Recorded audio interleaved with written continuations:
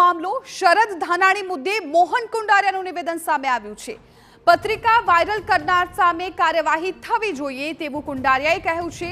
લેવવા અને કડવા પટેલ એક મગના બે ફાડા છે, આવું કુંડારિયાએ કહ્યું અને સાથે જ કહ્યું કે આવી પત્રિકાથી કોઈ અસર નહીં થાય, પોલીસ ઝડપથી કામગીરી કરશે તેવી પણ તેમણે આશા વ્યક્ત કરી છે।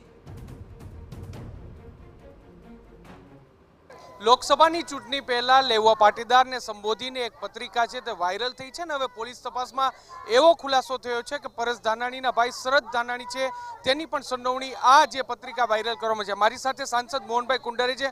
મોહનભાઈ, શું કહેશો, લેવા પટેલને સંબોધીને જે પત્રિકા વાયરલ થઈ હતી કઈ રીતે જુઓ છો આને તમે? ખાસ કરીને છેલ્લા 4-5 દિવસથી આ મુદ્દો પ્રેસ મીડિયા હોય કે ઇલેક્ટ્રોનિક મીડિયા હોય એની અંદર એક ચર્ચાઓની એના ઉપર છે, ત્યારે પોલીસ ફરિયાદ પણ કરવામાં આવી છે, કોશિશ સત્ય બાજુ તપાસ પણ કરી રહી છે। જે કોઈ સંડોવાયેલા હોય એના ઉપર એક્શન લેવો જોઈએ, બે સમાજની માંગણી છે, તો ખાસ કરીને આની જલ્દી તપાસ પણ પૂર્ણ થશે, જે કોઈ સંડોવાયેલા હશે એના ઉપર એક્શન પણ લેવામાં આવશે। મોહનભાઈ, શરદ ધાનાણીનું નામ આવ્યું છે, પરેશભાઈના ભાઈ છે અને એની આ સંડોવણી ખુલી છે, શું કહેશો આને લઈને તમે? આજે મેં છાપાની અંદર વાંચ્યું છે, એના ભાઈનું નામ છાપામાં પણ લખેલું છે અને પોલીસ તપાસ કરી રહી છે। જો સત્ય હશે તો એની પણ ધરપકડ કરવામાં આવશે, એના પણ એક્શન લેવામાં આવશે, એ 100% છે। આ પ્રકારની પત્રિકાથી કેટલો ફેર પડતો હોય, શું માનો છો તમે? કારણ કે લેવા પટેલ અને કડવા પટેલને સામસામે કરી દેવાની પણ એક વાત છે, એક ચર્ચા છે તે થઈ રહી છે। આ બે સમાજ સાથે છે। ગઈકાલે જબરજસ્ત પાટીદાર સંમેલન પણ મળ્યું હતું, બે સમાજના રાજકોટના અને જિલ્લાના મોભીઓ પણ હાજર રહ્યા હતા।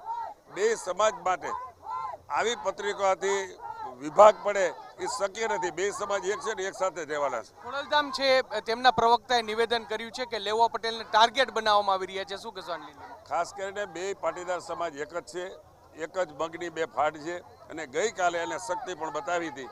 આના ઉપરથી બે સમાજમાં આ પત્રિકાના કારણે કોઈ ધૃણા પેદા થાય એવું મને લાગતું નથી, પણ જે લોકોએ હીન કૃત્ય કર્યું છે એના ઉપર એક્શન લેવા જોઈએ। એટલે સાંસદ મોહનભાઈ કુંડારિયા છે કે જેઓ સ્પષ્ટપણે કહી રહ્યા છે કે જે પણ કસૂરવાર હોય તેની સામે કાર્યવાહી થવી ખૂબ જ જરૂર છે। જો શરદ ધાનાણીનું નામ હોય તો તેની સામે પણ કાર્યવાહી થવી જોઈએ। કેમેરા પર્સન ભાવેશ લશ્કરી સાથે મોહિત ભટ્ટ, TV9 રાજકોટ।